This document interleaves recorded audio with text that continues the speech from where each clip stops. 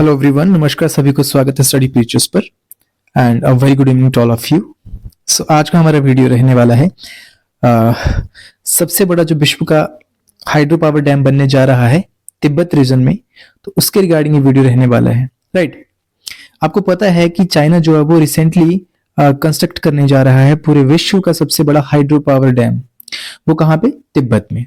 कौन सी रिवर पे, ये अब आगे हम जानेंगे। लेकिन इससे पहले एक बात ये भी जान लेते हैं कि ऐसे टॉपिक्स जो है वो एग्जाम पॉइंट ऑफ व्यू से बहुत ज्यादा इंपॉर्टेंट और रेलिवेंट रहते हैं हमेशा। यहाँ से क्वेश्चन जो है वो पूछे जाते ही हैं, ठीक है। सो आपको ऐसे टॉपिक्स को हमेशा कंप्लीट करके ही जाना पड़ता है। लेकिन उससे पहले हम बात करेंगे कि इससे पहले भी जो सबसे बड़ा हाइड्रो पावर डैम है अभी तक, देखो ये तो भी बनेगा, लेकिन इससे पहले जो बन चुका है वो भी कहाँ पे है? वो भी आपका चाइना में है, ठीक है। तो सबसे पहले उसकी बात करेंगे। मैं बात कर रहा हूँ थ्री गोर्जेस डैम के बारे में। आई होप आपने इसके बारे में सुना होगा, राइट। तो थ्री गोर्जेस डैम की अगर हम बात करें तो बेसिकली इसकी जो लोकेशन है वो कहाँ पे है? इसकी लोकेशन है आपकी यीचांग, ठीक है। ये कहाँ पे? आपका ह्यूबेई प्रोविंस जो है वो चाइना में वहां पे लोकेटेड है। रिवर कौन सी? यांगसे रिवर। अगर आपको पता है यांगसे रिवर का एक और नाम भी है, right. So what is that name? Please comment section में बताओ। Very very important river of China, है ना।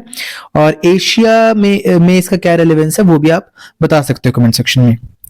2003 में कंप्लीट हुआ बनके।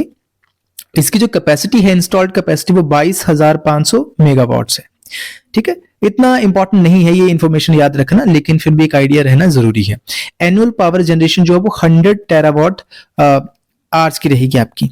डैम 2.3 किलोमीटर लॉन्ग रहेगा और 185 मीटर्स हाई रहेगा। तो ये रहा इसके बारे में कुछ आइडिया थ्री गोर्जेस डैम के बारे में, ठीक है। चलिए अब हम बात करते हैं आज के टॉपिक पे, यानी कि अब चाइना उससे भी बड़ा डैम जो वो बनाने जा रहा है। तो ये इसके कुछ विजुअल्स हैं, राइट। कौन से रिवर पे है, आइए बात करते हैं। चलिए जी, लोकेशन इसकी रहने वाली है आपकी यारलुंग जैंगबो रिवर पर बनने वाला है ये। यारलुंग जैंगबो रिवर जो है वो बेसिकली क्या है? ये ब्रह्मपुत्र नदी है, ठीक है, ब्रह्मपुत्र नदी। लेकिन जब ये तिब्बत रीजन में होती है इसका नाम क्या है? Yarlung जैंगबो, okay. सांगपो भी बोला जाता है इसको। इसके बाद जब ये अरुणाचल प्रदेश में एंटर कर जाती है इंडिया में, तो इसका नाम होता है ब्रह्मपुत्र, ब्रह्मपुत्र, ठीक है। अरुणाचल प्रदेश के बाद ये आपकी एंटर कर जाती है असम में, राइट। उसके बाद चली जाती है ये बांग्लादेश में, बांग्लादेश में। तो जैसे कि सीक्वेंस से आप एक बात का अंदाजा लगा सकते हो कि ये रिवर जो है वो बहुत ज्यादा इंपॉर्टेंट है चाइना की नेबरिंग कंट्रीज के लिए। अब चाइना की नेबरिंग कंट्रीज कौन सी है? हम इंडिया, क्योंकि ये चाइना के बाद इंडिया में फ्लो करेगी, चाइना के बाद इंडिया, इंडिया के बाद बांग्लादेश में। तो अब ऑब्वियस सी बात है, इतना बड़ा डैम बनने जा रहा है तो रिवर का जो वॉल्यूम रहेगा, जो नीचे की कंट्रीज है जैसे इंडिया और बांग्लादेश, तो वहां पे क्या रहेगा? इसका फ्लो कम जाएगा, वॉल्यूम कम जाएगा। तो उनके लिए भी ये कंसर्न की बात है, क्योंकि जो हमारी नॉर्थ ईस्ट स्टेट्स हैं और जो बांग्लादेश है उसकी काइंड ऑफ ये कह सकते हो कि एज अ लाइफलाइन ये रिवर काम करती है।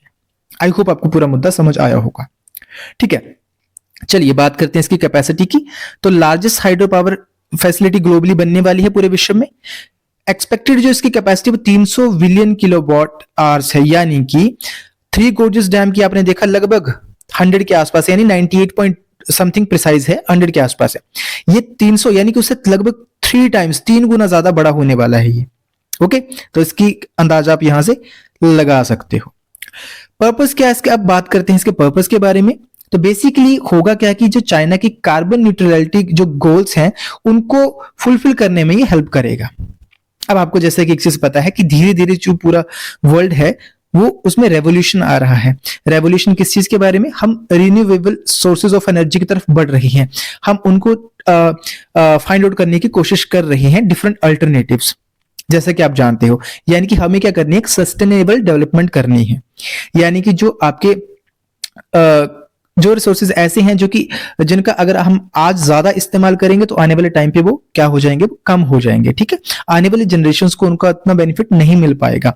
तो इसके लिए हमारे पास क्या अल्टरनेटिव बचता है? Renewable energy. रिन्यूएबल क्या होते हैं? जो विद द टाइम रिन्यू हो जाते हैं, ठीक है। तो हाइड्रो पावर भी एक उसी तरीके का है, राइट। तो चाइना की ये जो कार्बन न्यूट्रलिटी गोल्स हैं उनको कम करने में हेल्प करेगा ये। दूसरी बात यह है कि लोकल जो इकोनॉमिक डेवलपमेंट है उसमें हेल्प करेगा तिब्बत, स्पेशली तिब्बत रीजन में। आपको पता है कि आए दिन खबरें आती रहती हैं तिब्बत को जो ऐसा काइंड ऑफ कि इसका एक्सक्लूडिंग रीजन माना जाता है, यानी कि जो मेन चाइना उससे कट ऑफ रहता है। तो चाइना का जो ये तिब्बत रीजन है उसको भी बेसिकली क्या होगा, यहाँ की जो लोकल इकोनॉमी है वो बूस्टअप होगी, इससे डिफरेंट इंडस्ट्रीज बनेंगी और जॉब क्रिएशन होगी। तो ऑब्वियसली बात है इस रीजन की इकोनॉमी भी सुधरेगी। तो ये चाइना का पर्पस है। चलिए भैया, बाकी बात करें अगर हम एनवायरमेंटल एंड जियोपॉलिटिकल कंसर्न्स की, ऑब्वियसली बात है जियोपॉलिटिकल कंसर्न मैंने बताया कि जो नेबरिंग कंट्रीज हैं उनका इसके लेके उनके ऊपर क्या इंपैक्ट रहेगा वो मैंने आपसे डिस्कस करा। ठीक है, एनवायरमेंटल इंपैक्ट्स की बात करें तो negative effects on local ecosystems पे डेफिनेटली होंगे। अब इसका क्या आप कह सकते हो, देखो अब जो डिस्प्लेसमेंट होगी ना लोगों की, जो लोगों की डिस्प्लेसमेंट होगी, ऑब्वियसली बात है इतना बड़ा ये बनने जा रहा है तो कितने सारे ऐसे लोग होंगे जिनको अपना घर छोड़ के जाना पड़ेगा डिफरेंट लोकेशन पे।